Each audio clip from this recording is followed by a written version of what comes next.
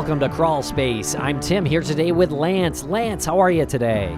I'm doing fantastic, Tim. Very excited about this interview with a old friend. We can say old friend at this time because we have been speaking with him for over a year now. A wonderful human being. Before we get to that, I think the question on everyone's minds right now is, how are you? How's Tim Pilleri? Well, geez, I'm glad we're clearing this up. I am doing well, Lance. Thanks a lot for asking me. Nothing breaking over here. And All right, well, I'll keep asking. Yeah, you're right. We speak with an old friend. His name is Eric Carter-Landin, and we met him in person recently at CrimeCon 2022 in Las Vegas. It was a glorious event and just great to meet him in person. And this is now the second time we're having him on the Crawlspace airwaves. And he, of course, does a fantastic show called True Consequences. And I implore you to subscribe. Follow the links in the show notes and make sure to scroll back and check out the first episode that we did with him because we go deep into the case of his brother, Jacob Landin, who was murdered. And the story is heartbreaking. And we speak a little bit about it here in this episode. Eric is ready to finally publicly sort of talk about the case again and really put some pressure on the authorities. Exactly. His brother was murdered in 1986, and the killer was never brought to justice. So this is Eric's mission in life. But along the way, he's gathering other stories, and he's doing, like you said, his fantastic podcast, True Consequences, and covering a number of cases. I love the fact that he'll even cover Billy the Kid. So Eric was born and raised in New Mexico, and Billy the Kid has a lot of lore down in New Mexico. And I just love that he doesn't stick strictly to these like heavy missing person or cold cases and can deviate from time to time. And it just really is an example of his personality. When you listen to the episode that we did with him, the first one where he talks about Jacob, it's really serious. People will have tears at the end of that episode. It was one of the more emotional ones that we've ever done. But in the same conversation, you can be laughing with him. Like he's such a well-rounded individual, and really just a wonderful guest to have on and a wonderful friend in the industry. Well, it's a great endorsement, Lance, and I agree wholly with all of it. So make sure to check out Eric's show and the cases that he covers and his brother's case at trueconsequences.com. And there are some links in the show notes that you can follow him on social media as well. And Lance, we're hitting the road this summer with True Crime Obsessed and Maggie Freeling. We got 6 tour dates. Yes, indeed. It's going to be a blast to hit the road with those folks at True Crime Obsessed. We have 2 legs. We have one the first week in August and another one the second week in August. I'll hit the first one if you want to tell people about the second one, Tim. We start this mini tour in Orlando, Florida on Wednesday, August 3rd. Then we are off to West Palm Beach on Thursday, August 4th.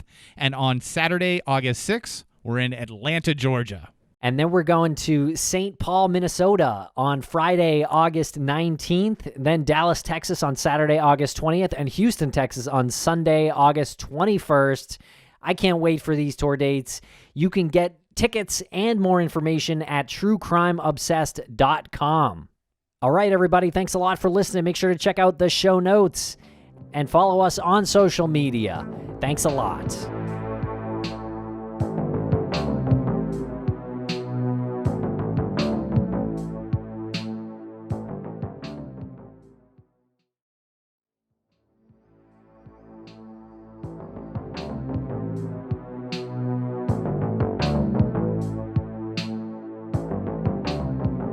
Welcome back to the podcast, Eric Carter-Landin. How are you today? Oh, man, I'm doing great. It's so good to see you guys again. It's been a couple of weeks since we hung out, but I'm glad to be here. Thanks for inviting me back on the show.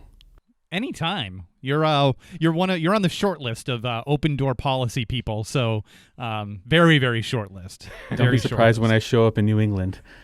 Okay. Yeah, you're welcome to show up in New England. Before we get rolling on this, I can't tell if your microphone has an extremely big baffle on it, or if it's really close to the camera. So they're not sponsored by, they're not sponsoring me, but this is a Chaotica eyeball.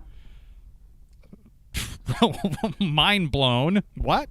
Yeah, so that's my SM7B here, and then I have I'll take it off. Oh, wow. Wow. Now that is some high-tech shit. Yeah, Snoop uses it for recording, so I thought if it's good enough for Snoop, it's good enough for me. Well, there you go. He probably was like, if it's good enough for Eric, it's good enough for me. It's supposed to be a voice booth isolation replacement. Wow. So it's supposed to muffle everything else except for my voice.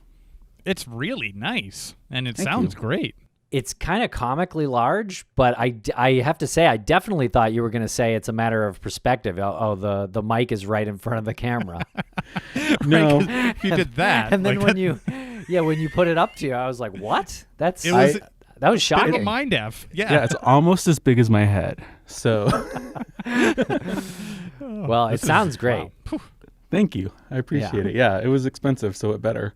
Shit, I'm going to have to look into that, though. Wow. Well, we did hang out just a couple weeks ago at CrimeCon in Las Vegas, CrimeCon 2022. It was a smashing success, I would say. Did you have a great time? Yeah, I had an awesome time. It was great to finally meet you. It was great to meet a lot of podcasters that I've talked to but haven't had the time to hang out with. And yeah, it was fun. It was great presenting as well, talking about the Newlywed Murders in Moab, which there's an update on that now. So that's exciting. Oh, we're gonna get a exclusive here, because I was gonna ask about that. You did a panel presentation with the Cults, Crimes, and Cabernet ladies. Mm-hmm. Looked like you had a pretty good crowd in there, and you were talking about the Newlywed Murders. Yeah, do you want to give us a little broad strokes of that one and what the update is? Yeah, sure. So this happened around the same time that Gabby Petito went missing and her family was looking for her.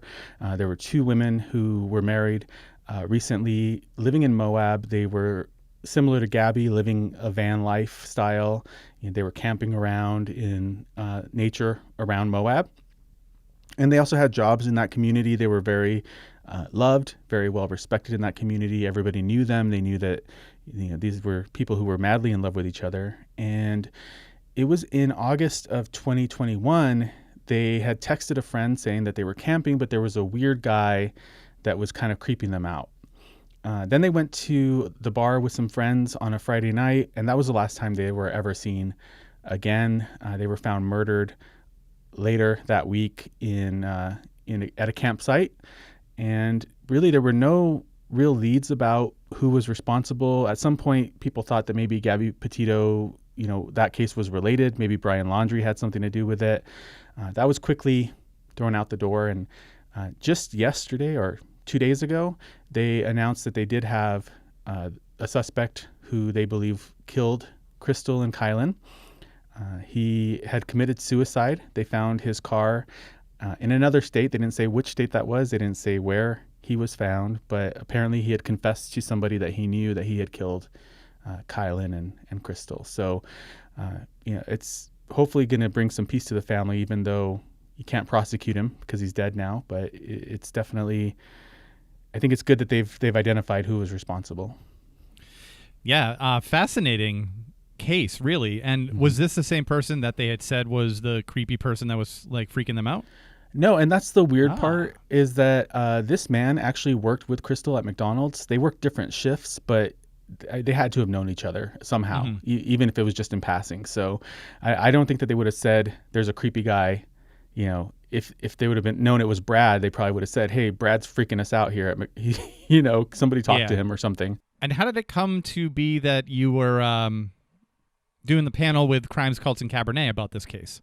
We really wanted to collaborate on something at CrimeCon, and this seemed like a really good opportunity to talk about this case because it did get a little bit buried in all of the other headlines that were happening around the same time, and it felt like on some level there was just not a lot of interest in, nationally in getting the case more exposure. So we wanted to give that exposure. We also wanted to highlight the fact that it was an LGBT couple that was murdered. I think that that's important to talk about. Absolutely. And Eric, the last time we had you on, we spoke about a case that's obviously very close to you, your brother Jacob's case. Can you tell us a little bit about that case and where it is now? Sure, yeah. So my baby brother Jacob was murdered 35 years ago It was a case of child abuse. We know who did it. It was my stepfather, my mom's ex-boyfriend. It's actually how she asked me to refer to him, not as my stepfather, because she feels he doesn't deserve that title, and I'm inclined to agree with her. So he murdered Jacob. This was a case of, like I said, child abuse and domestic violence. My mom was being abused. I was being abused. And it was one of those things where you really have to struggle with it, because you want to believe that the justice system is just, and you want to believe that the people in authority are looking out for the best interest of the public. And in this case, he had too many friends in the county, too many friends in the police department. A lot of evidence is missing from the case. So I've been fighting for 35 years to get justice for Jacob. And that's why I created the show, honestly. Initially, it was to help other family members that are dealing with the same kind of situation that my family's dealing with. But it turned into advocating for Jacob as well. And I do want to thank both of you for having me on the show. It has been amazing to see the support I've gotten from the community with regards to Jacob's case. I started a campaign last year in April leading up to the anniversary of Jacob's death called the 10 Days of Jacob, which was basically a campaign to get my listeners and everybody who cares about Jacob's case to call the district attorney in Socorro County in New Mexico to ask him to reopen the case. He lasted 2 days before he gave up. And so, I take pride in that. Yeah, good. I feel like that was the mark of a successful campaign of phone ringing and emailing and letter writing and all the things that people did. And within 2 days, he emailed the Attorney General, Hector Balderas, and said, "Hey, this is too much for me. I can't handle this. I don't want to do this. You take this case." And this is the first time I publicly said this, so you guys are getting an exclusive on this. Another exclusive. I knew this was going to be a good day. So the Attorney General graciously took the case, said he was going to reopen it and reinvestigate it. Unfortunately, I took the path of quieting down and not talking about it as much because I wanted to give space for the investigators to do their job. And it took me a year to get a hold of them again to find out that they really hadn't done a lot.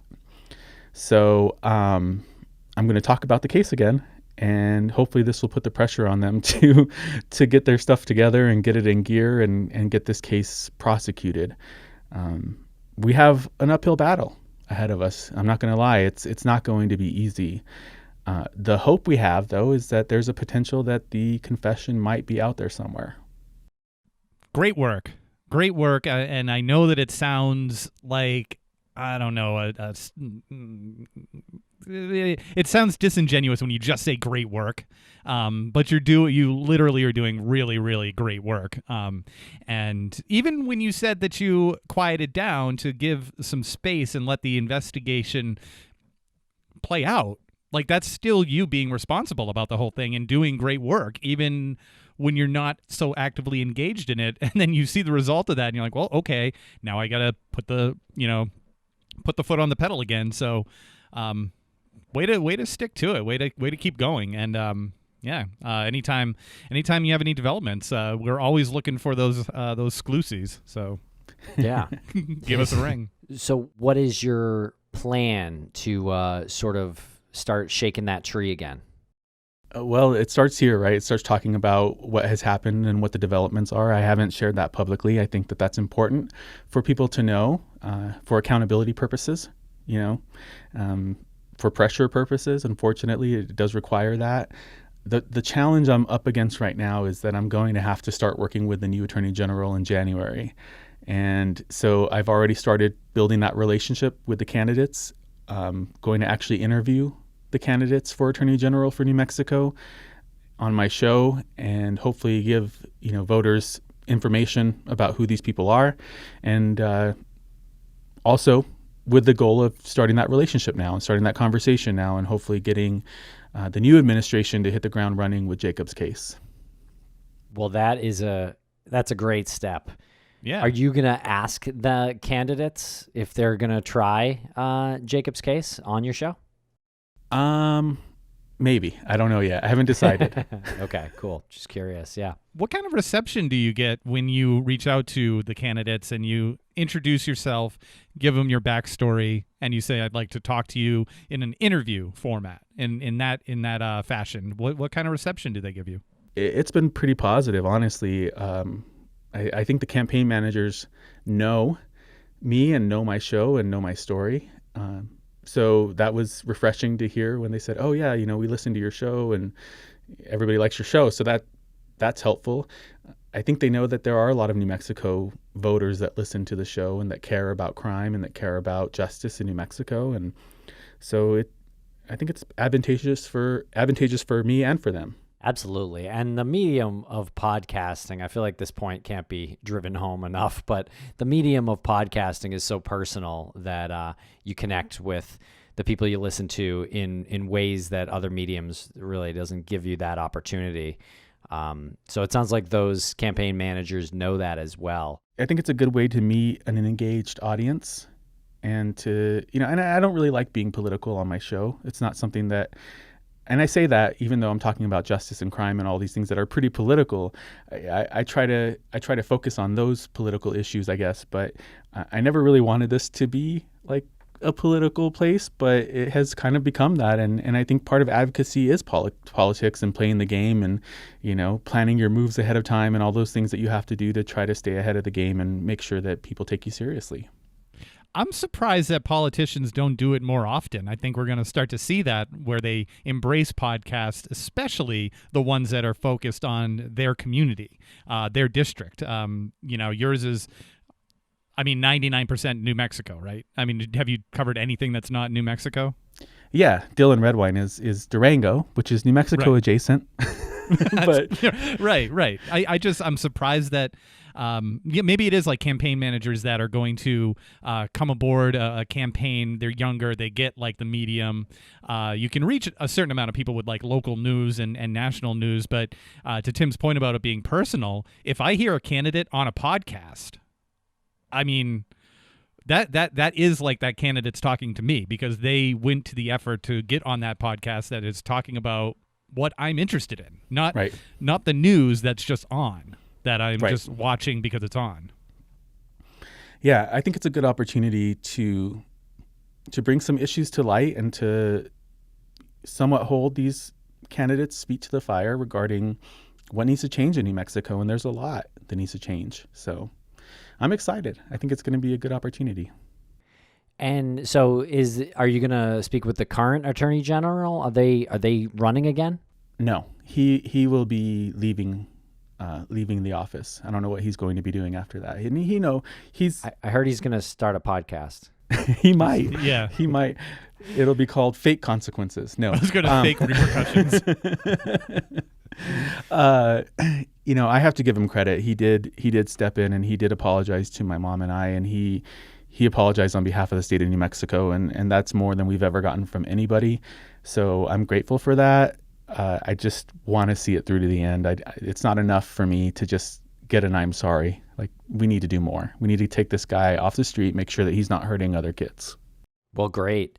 Yeah, I think this is a real position of power for you to be in, to get a chance to interview these folks and create that relationship, no matter who the actual eventual Attorney General may be, or because maybe the one who loses is the next one anyway, and you've got that relationship underway, and it's been that way for years, Yeah, I think it's really important for people who are into advocacy and into fighting for justice to see that, that you can make a difference, that those calls, those emails, those tweets, all of those things add up. That pressure is what is often needed to get politicians to do what they need to do the right thing, because if it's not popular for them to not do it, then they won't. There was a lot of negatives in that sentence. Sorry. Bring the negatives. We love it. It's like a triple negative. Yeah. Well, okay, then it still becomes, so a double negative would become a positive? Yeah. So it's still negative. So it's still negative. Yeah. And okay, is there anything else that you want to talk about in regards to Jacob's case, to as far as your plan, or as far as any points you'd like to get out there? my plan is to keep fighting. So whatever that's going to take, if it means that we have to do another call campaign, another email campaign, if we have to do a new petition, if I have to buy billboards all around town or all around the state of New Mexico, I'll do it. My only ask for people who are listening and who are following the case is, to stay tuned. Check out my social media. If you want to get involved, you can email me, eric@trueconsequences.com. We're not giving up. We're just re-strategizing. True Consequences, you said, was started obviously because of your brother.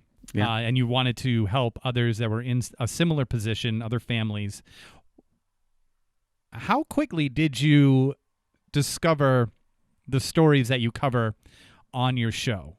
Did you have a backlog of these and then you started to produce episodes, or did you seek them out? I guess my long-winded question is, in order to help other people, I'm sure you had to have gone through a lot of other stories that were similar in some level, in some way to your story. So did you have all of those? Like, did you seek those out and said, okay, I can make a show out of this? It actually kind of happened organically. So what happened was Jacob died, and I went through my childhood, my trauma and all that. And then I, like any good current true crime listener, watcher, people that are into unsolved mysteries and weird stuff like that, that became my escape from the horrors of real life. I started looking into the horrors of other people's lives, and some of the made up ones too, because I thought those were fun and interesting. But I spent a lot of time in the library reading about all kinds of weird things, and then I started to see cases like Jacob's coming through the court system in New Mexico as I got older, and children were being murdered by people who were supposed to be taking care of them, by people who were supposed to protect them. And a lot of these cases ended with not great sentences for the people responsible. And I kept saying to myself that somebody needs to say something about what's happening in New Mexico. Because every time this would happen, everybody would get up in arms and there would be protests and everyone's mad and they're yelling. But then, that would die down, and then it would be a year or two, and then it would happen again. And nothing really changed. So I waited for somebody to stand up and say something. And eventually I decided that I was going to say something. And so I thought I could create a podcast.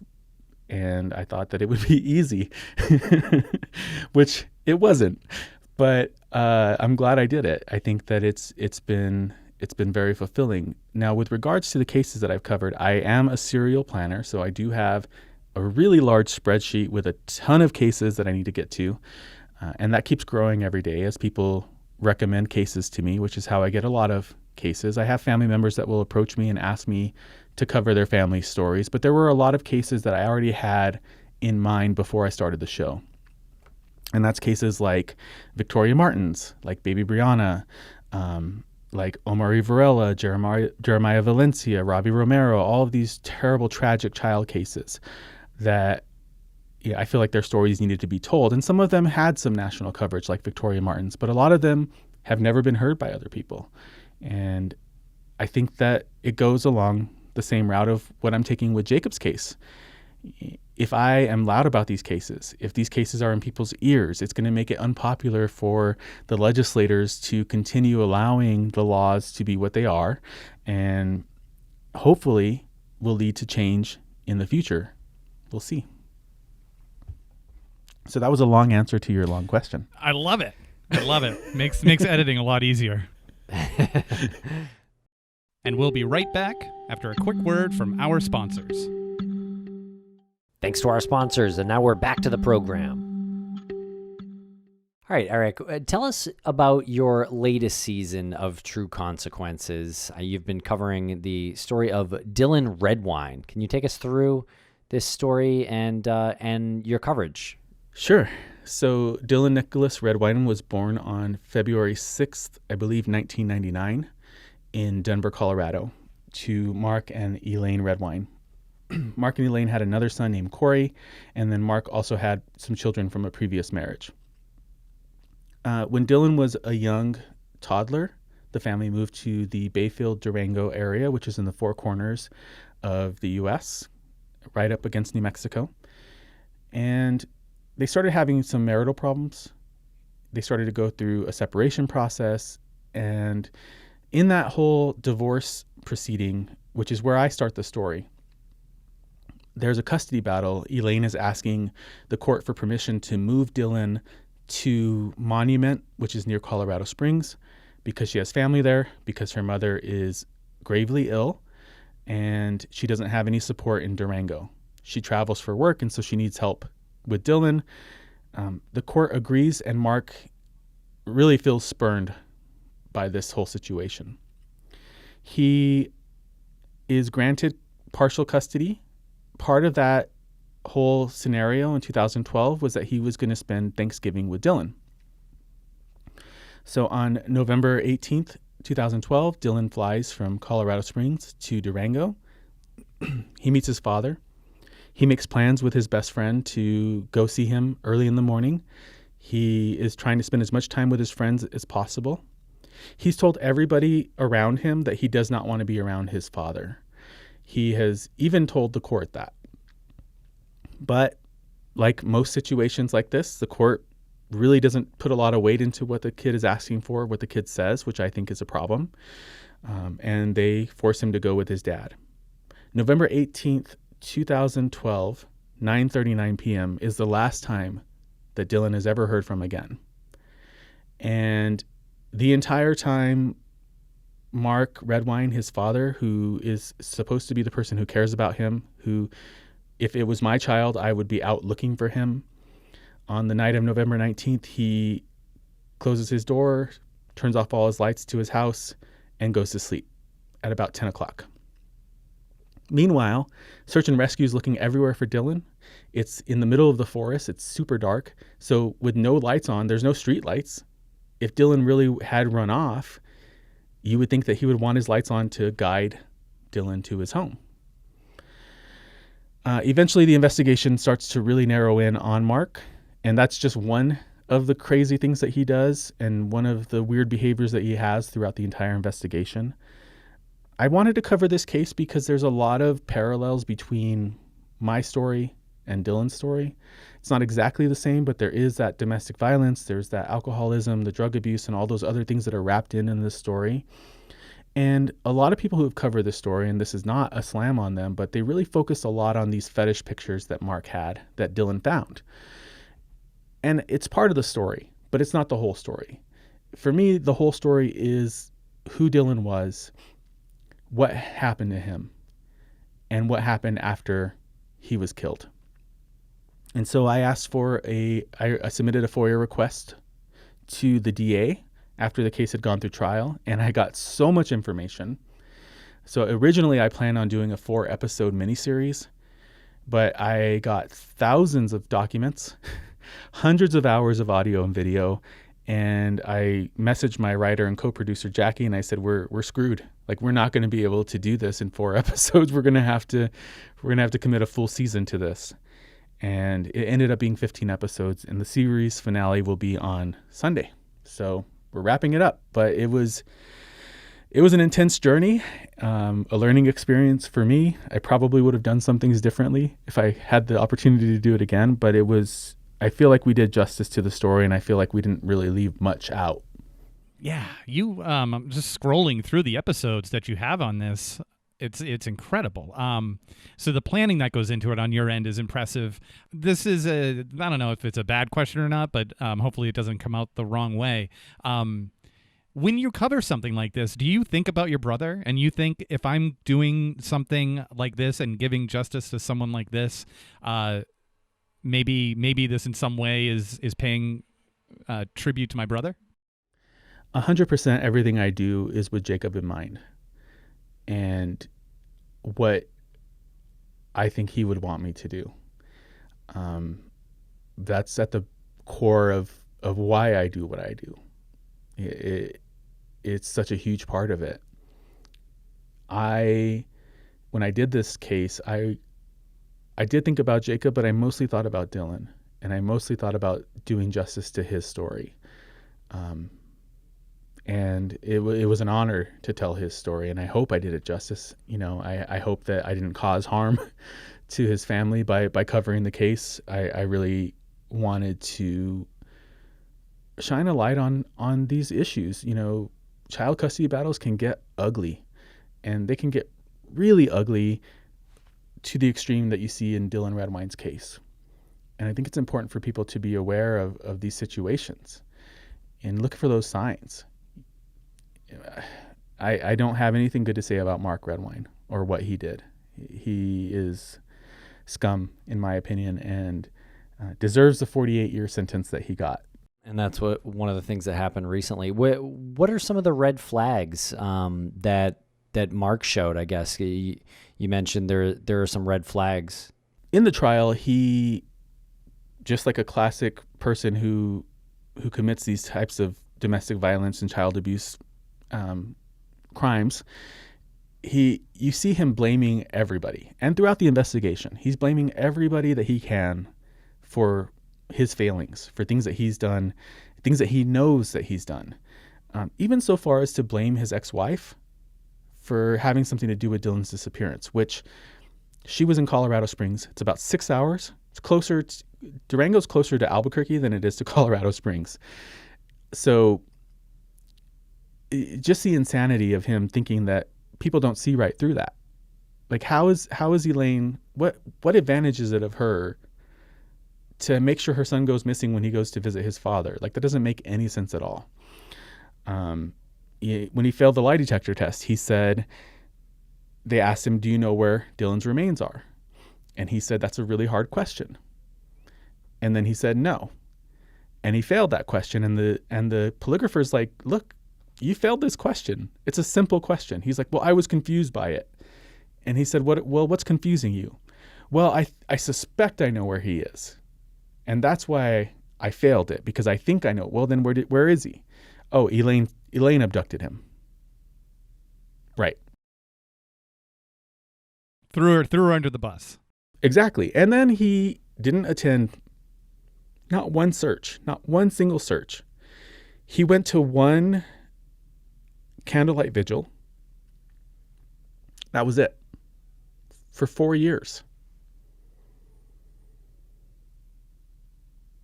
A lot of red flags. Yeah. One gigantic red flag. Yeah. Was there anything before Dylan went missing that you could look to? Well, and we can talk about the fetish photos. It is part of the story. It's not the whole story, but it's part of the story. So the year before this custody battle, Dylan and Corey, his older brother, are with Mark, and they're traveling around on a road trip. They're going to all of these Major League Baseball stadiums. It's part of, some bucket list that Mark had. Mark's taking a nap in one of the adjoining rooms. Dylan's playing video games on his dad's computer, and he stumbles upon some pictures of Mark wearing diapers, eating feces out of the diapers, wearing women's clothing. Just a lot of fetishy photos that no 12-year-old should see ever. Like, it's way, way too much for a 12-year-old, let alone for that to be their father. I need to back this up a little bit. Yeah. There are photos of the father. Correct. Wearing diapers. Correct. Eating feces and wearing women's clothing and makeup. Wear what you want. That's what I say. Be you, however, but the consumption of feces. Coprophilia is a thing, apparently. It's not a thing for me, but some people like it. And, whatever people do in their bedrooms and in their private life has nothing to do with me. I'm not here to judge him for that. The problem is when you have that available and accessible to your younger minor child who has no context into that world, who has no maturity to be able to process those images. To say that it shook Dylan is probably an understatement. And from that moment on, there really became a rift in their relationship. And the defense tried to argue that it was no big deal. Mark tried to say that it was a joke that he set up because he knew his kids were snooping on him, and so he wanted to get them. But I feel like that is bullshit. Like, why would you go to that extreme to do that? I mean, even if that's true, that's almost as bad as the truth. I mean, It's even worse. Yeah. It's even almost, worse. Yeah. Yeah. Why are you setting up your kid to see that? Right. Right. Knowing that there's no context for it, knowing that, he's probably just starting to figure out things about sex at that age. So, so that created a rift, obviously. And like I said, the defense tried to minimize it. Mark tried to say that it was a joke.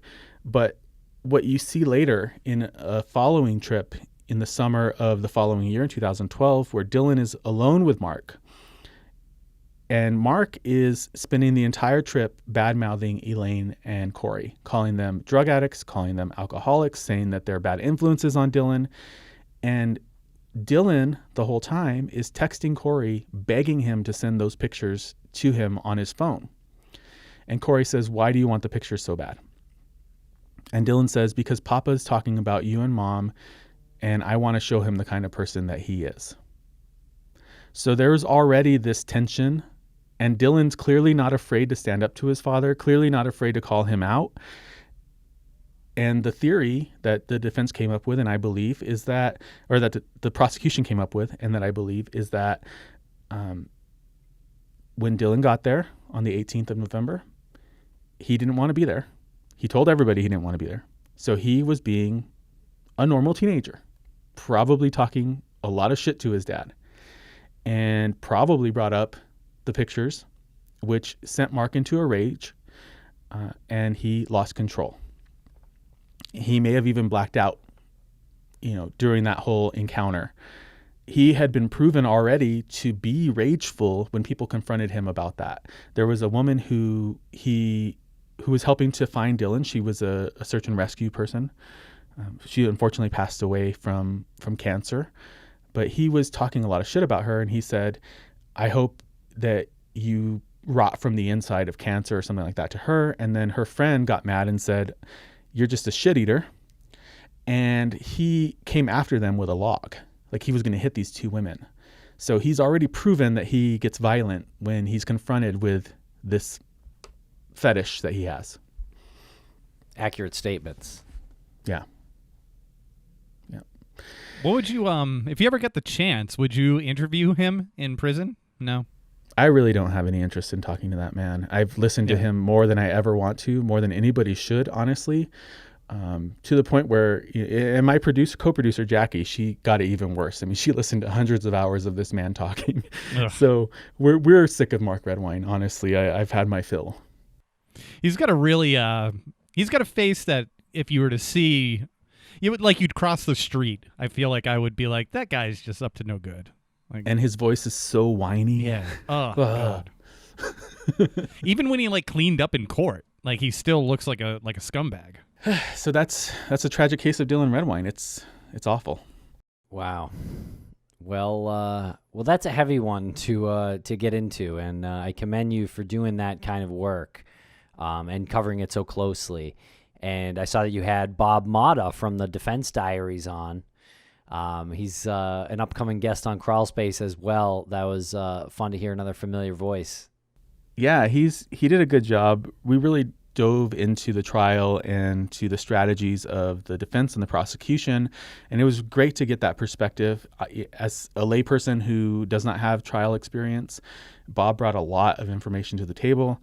He also has family law experience and family court experience, so we talked about the beginning where the trial for custody was happening. All of that was just amazing, and I'm so glad he agreed to be on the show.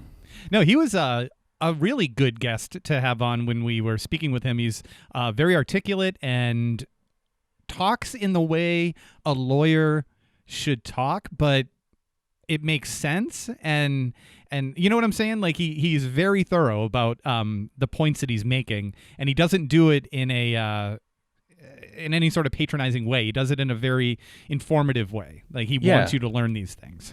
Yeah, he definitely brings that casual conversation style that he has to it, which makes it more easy to digest. I think some of these legal terms and things that people talk about, he really does take the time to explain it, and I appreciate that for sure. Tell us a little bit about your Billy the Kid coverage. I was just going to ask that. Look, I doodled him.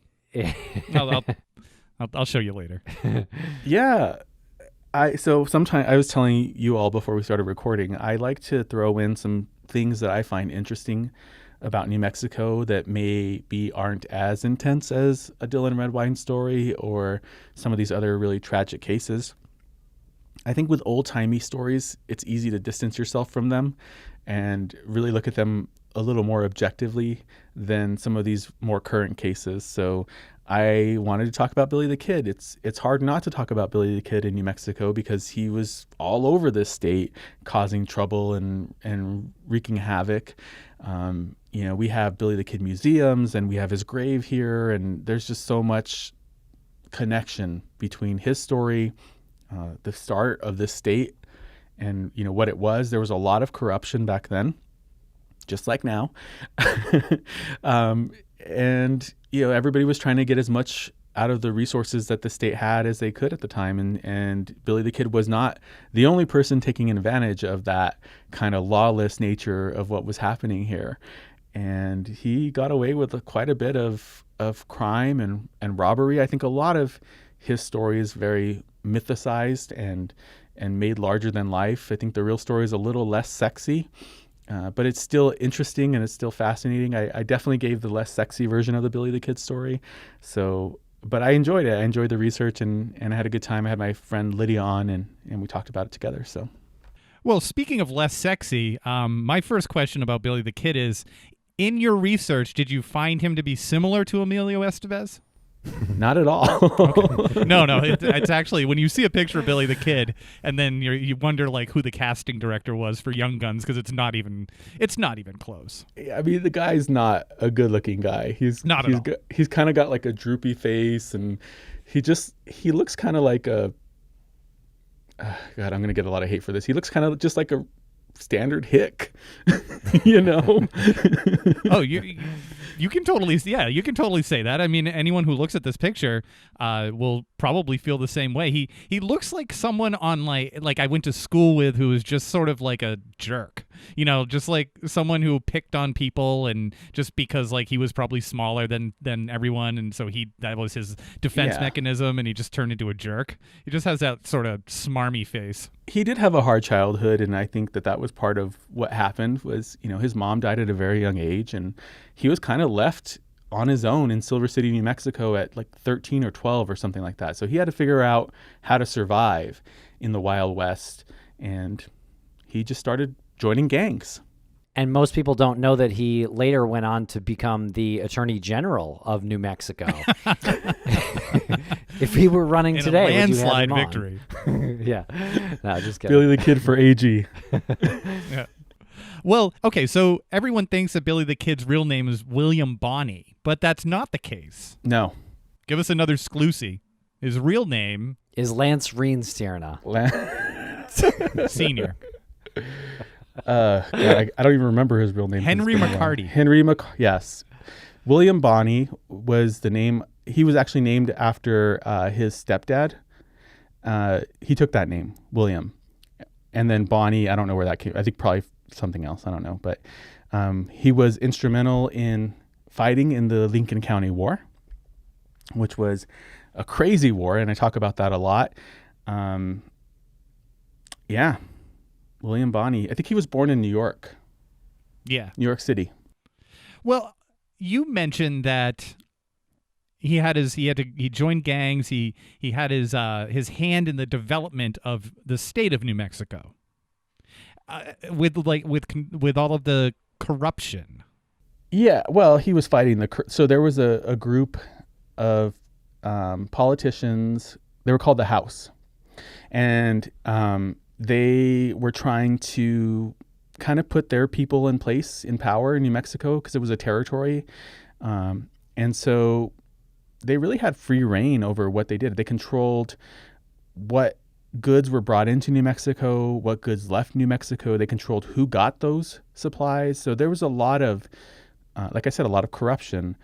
The House was basically like the mob. They were just rich guys that were taking advantage of everybody. And Billy was fighting against those people. in a lot of ways. He wasn't quite as noble as that sounds. He was really out for Billy, but he was a thorn in their side. And I think that I respect that. I applaud that, fighting against the man, fighting against the oppressors. I think that's a good story. But he was kind of a dick too. And he killed a bunch of people for no reason. So Okay, and you said his grave is there. What's your feelings? Did he die there? Did he live to be 90 years old in some remote village in New Hampshire or something? Well, Lance, I don't know. You tell me. I think he died. I do. I think he died. I think William Garrett killed him, and he's buried in New Mexico. I know there's a lot of rumors, but there's rumors that Elvis is alive, that Tupac is alive. I don't see Billy Kid as any different from that. Are you saying Elvis and Tupac aren't alive? I don't get it. They're hanging out with Billy. Billy aged well. In Lincoln, New Mexico. Yeah. I think there's a new TV series about him now, Billy the Kid. I think it's called Billy the Kid. I think Epix made it. Oh, cool. I'd be curious to see if it's accurate or not. Well, Eric, I feel like last time we had you on, you cover so much about New Mexico, and we didn't ask you at all about Roswell or aliens or UAPs. Give us your thoughts on that. I've noticed that you covered Roswell to some degree on your other podcast. Tell us your feelings. So I started Dos Pequeños with my friend Alex. We originally started it to just be about the paranormal in New Mexico because, like I said, I spent my childhood escaping from my trauma, looking into weird stuff. And it's a bummer. The show, it's fun. We have a good time. It's kind of a comedy show. It's lighthearted. But the second you start to dig just a little bit below the surface on some of this stuff, it becomes very apparent that it's all just bullshit. And so I want to be a believer. I want to believe in, all of these things. But when I looked at Roswell and what happened there, we're talking about balsa wood, flour scotch tape, and some paper. That's what they found. That's what the farmer found in his field that caused all of this chaos. Now, could that be like a cover-up? This is what they want you to think they found? Maybe. But anybody who had any stories to the contrary was quickly disproven. And so I don't know that Roswell is what it is. I'm going to probably get sued by the tourism board here in New Mexico or something, but I don't think it's as big of a deal as we thought. There were other sightings in New Mexico that could have been maybe more real. There was one in my hometown in Socorro. A sheriff's deputy saw something that allegedly crashed in the field. That ruined his life. Nobody respected him after that. His family won't talk about it. I tried to get them on the show. Nobody wants to talk about it. It's kind of one of those things that everybody's freaked out about. I kind of am leaning more towards believing that one than the Roswell one. What happened with that? Tell us about that. That's interesting. Yeah. So there was a sheriff's deputy that was driving in a rural area outside of my hometown of Socorro, New Mexico. And he saw a light fly overhead and he followed it. It crashed in the desert. It was, according to him, a disc-shaped craft. This was in the 50s or 60s. And his reputation was ruined because of it. People didn't want to talk to him. They he was an outcast in my town. His family will not talk about it. But it's well documented. It might have even been on Unsolved Mysteries at one point, if I remember correctly. There's a lot of weird stuff. We have skinwalkers. Have you heard of those? Yes. Yeah. That's one of the scariest things I've ever talked about in my entire life. And I'm still freaked out about it. And I can't believe we did an episode about it. It's a tradition in the Dene religion, Native American Navajo religion. They believe that there are people who can take the carcass of an animal and they can become that. So they are like a supernatural, super fast. They can run as fast as your car on the freeway. And their only intention is malice. They only want to cause harm. They only want to hurt you, steal things from you, kill you. It's pretty terrifying. And they supposedly smell like rotting meat. And they have their own ranch. Sounds fun. So that's in Utah, right? The Skinwalker Ranch. Right, I think so. Yeah. But that's all connected in the whole Dene culture, and honestly, you're not supposed to talk about it. Oh, if you're in that culture, you're definitely kicked out of New Mexico for all this. You don't believe in Roswell. You're all about the Skinwalkers from Utah. Jeez. Well, they're in New Mexico too. This is a mess. If you could put the carcass of a dead animal on you to transform, what animal would you choose? Probably a bear. Yeah. I think I'm with you on that. I think I would do a bear as well. I mean, it's not a lot of pushback you'd get from other creatures if you're walking around as a bear. Yeah, that's I'm a grizzly true. Bear. What do you want? Yeah. But would you, like, if you chose a bird, would you get to fly? Yeah. Oh, well then I feel like I'm choosing a bald eagle or something. We do have bald eagles here, so that could work. Okay. I'll take that. But with that head of hair, Tim? Well, it's really a incorrect nickname for the bald eagle. You should be a peacock.